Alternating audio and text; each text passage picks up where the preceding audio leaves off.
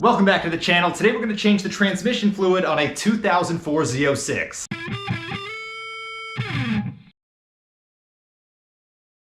First thing you got to do is get the car off the ground. So you can use ramps. I'm using jacks with some jack stands here. And you want the car to be level front to back. Now for me, it looks like the tail of my car is higher. This is actually pretty true to level. There's a slight down gradient to both my garage and to my driveway. But the car has to be level for the fill line to be accurate. So my feet are out on the driver's side of the car. This is the driver rear wheel well. You come in, right here is the transmission. You'll see it is Dex 3 fluid only. And up here on the side, it is conveniently marked fill. So this plug here with the sensor and all the wires coming out of it, remove that with a 7/8 inch or 22 millimeter, and do that before removing the drain bolt. And for this connector, just lift down on that side tab and then pull this thing back. It will take a little bit of force, but then you can take that 22 millimeter or 7/8 inch wrench, put it right over this, and then use a little bit of force to crack this thing open. Once you get that a couple turns loose, so you know it's gonna come out and not strip, so that you can actually refill this thing.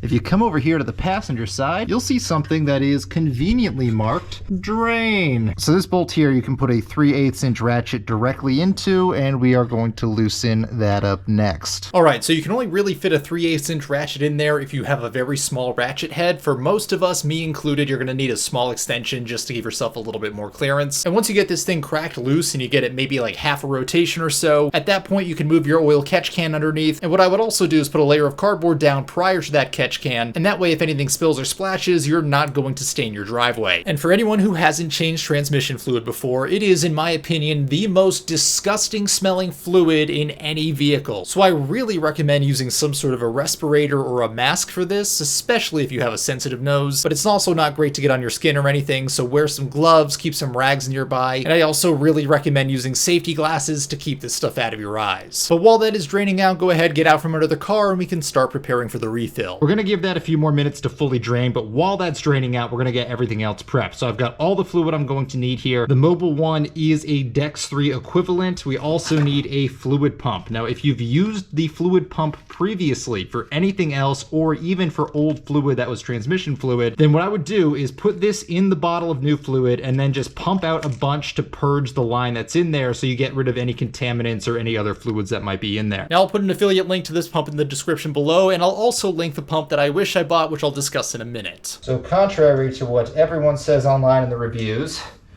this does not fit all the bottles that it says it fits. So what I'm gonna have to do is just hold it and pump it. But for the purge, I'll show you what I mean here. You're just gonna pump this until this is full, and any other fluid that you see in there gets pumped out at the end. Obviously, I'm not going to do this without having some sort of a catch can right here, but you do this underneath the car into your catch can. That way you're containing all this fluid. All right, you can see the fluid is at a slow drip at this point. And that means we have adequately removed all the old fluid and we are ready to put in the new fluid. So I'm going to use a new fresh rag, wipe off the threads of that drain bolt to make sure it's clean and that it's not going to accidentally back out. I'm going to reinstall that and tighten it to the proper torque spec, which is 20 foot-pounds. I then wipe up a little bit of the excess fluid that was dripping on the bottom of this with a rag just so I don't get it dripping on me while I'm trying to refill this. And then very carefully, I'm going to take this new bottle of fluid with the pump on the top and then move it underneath the car to where we are working, being very careful to not angle this at all so I don't dump transmission fluid everywhere. But with the new fluid in the pump ready to go, we are going to put that hose up into the fill port, which is the top port where the sensor was earlier, and then we're going to pump as much of this bottle as we can into this transmission. And pro tip here, you'll see that at the start I tried to just hold the bottle still and then pump the top. As you do that, it's going to be pulling on that fill hose, which might pull it out of the transmission and cause you to spill some of this fluid. So what I very quickly figured out is that it is much easier and much cleaner to just hold that top part of the pump still and then just push up on the bottom of the bottle, forcing it up into that pump. Because this bottle weighs a few pounds, this is going to be tiring for all except for a select few of you who have specifically worked these muscles before. So earlier when I mentioned the pump that I wish that I had purchased, what I was referring to is one that is drill powered, so that instead of having to manually pump this over your face, instead you can use a drill to do all of the work for you. But go ahead and get as much as you can from this bottle into the transmission. I also angled the bottle a little bit to have all the fluid fall to one corner and then moved the pump pickup there, and I think that helped to grab a little bit more fluid as well. But you're basically going to continue adding fluid until it starts to overflow out of that top fill port. For that reason, keep your oil catch can nearby, ideally directly underneath this, otherwise you are going to spill a little bit. Now the total capacity of the transmission is 4.1 quarts. Not all of that fluid is going to drain out. I ended up adding about 3.5 quarts back into it prior to hitting that fill mark. But once the fluid starts overflowing out of the fill port, you are all done. So at this point you can put the fill plug back into the transmission and torque that down to 20 foot-pounds, and then use a rag to wipe up any excess transmission fluid that might have been dripping. And as a final note, don't forget to reconnect that sensor on the fill plug. After this, I'm using a fresh rag to do a final wipe down of the entire transmission and really make sure I got any of those remaining drops, because anything that you miss is not only going to have a lingering odor, it'll also probably burn off the first couple times you run the car, and while that is normal, it doesn't always have the best scent. And quick tip, before any of these come out from under the car, especially the one that still has some fluid in it, put the cap on while it's still under the car, otherwise you're going to knock it over and then you'll find yourself crawling through transmission fluid on the way out. Not pleasant, that stuff sticks to your skin and it smells for a long time. I also recommend pumping out as much fluid as you can from the pump itself prior to coming out from under the car, and the only thing we have left to do after that is to transfer the old fluid into these bottles to dispose of it properly. But other than that, we are completely done with this project, so hopefully this helped you out. I want to thank you guys for watching, and I will see you next time.